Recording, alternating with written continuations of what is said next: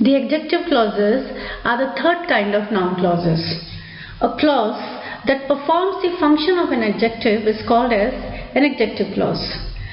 We are aware that adjectives describe noun. Hence, adjective clause also describe noun. Let us see these two examples here. She is looking for a house which has a huge banyan tree. Here, the underlined words which has a huge banyan tree, they describe the house. This functions as adjective over here. In the second example, he was carrying a folder which was made of jute.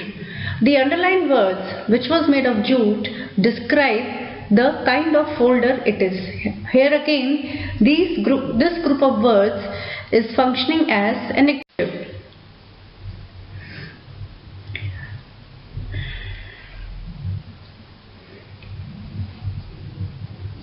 Therefore, the adjective clauses in sentence 1 and 2 function as adjectives.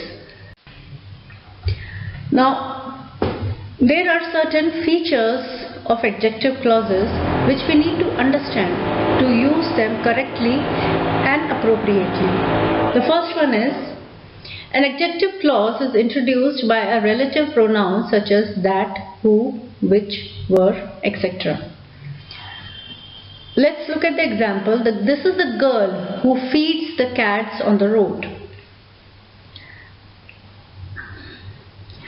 Here, who stands for the girl, which has been mentioned in the first part of the sentence. Who feeds the cats on the road is the adjective clause.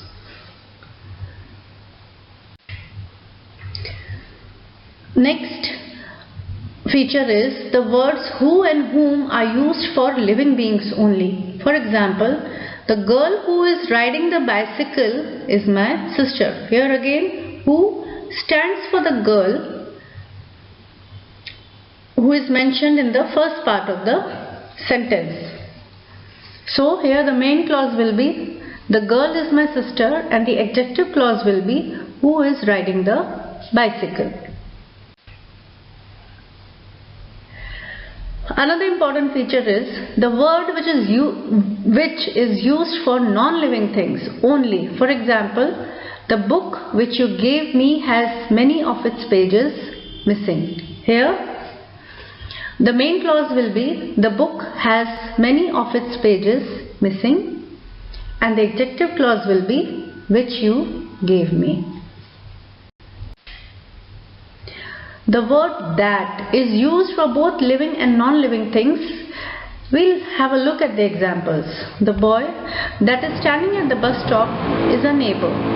Here the main clause will be the boy is a neighbor, and the adjective clause will be that is standing at the bus stop. In the next example, the dress that was spoiled was my favorite dress.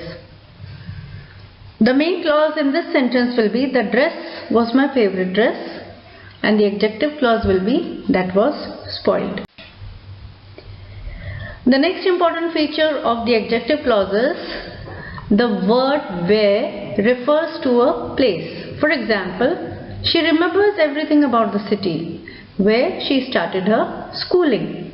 Here the main clause is she remembers everything about the city, and the adjective clause is where she started her schooling. This adjective clause describes the city. Sometimes the introducing word may be omitted altogether. Introducing word, the word that will introduce the adjective clause.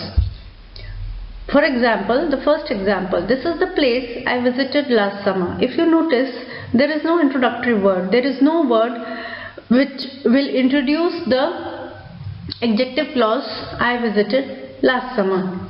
And let us look at the second example as well. This is the place that I visited last summer. Here, that is used to introduce the adjective clause I visited last summer. An adjective clause should be placed as close as possible to the noun or pronoun it describes. For example, the park is the venue of the fair which is across the street. In this sentence, park is the noun which needs the description, and which is across the street is the adjective clause. But since the adjective clause which is across the street is placed next to the noun fair, it appears that fair is across the street and not the park. So therefore, we need to place the adjective clause close to the noun as is seen in this example. The park which is across the street is the venue of the fair. Here, the park is described as a place which is across the street.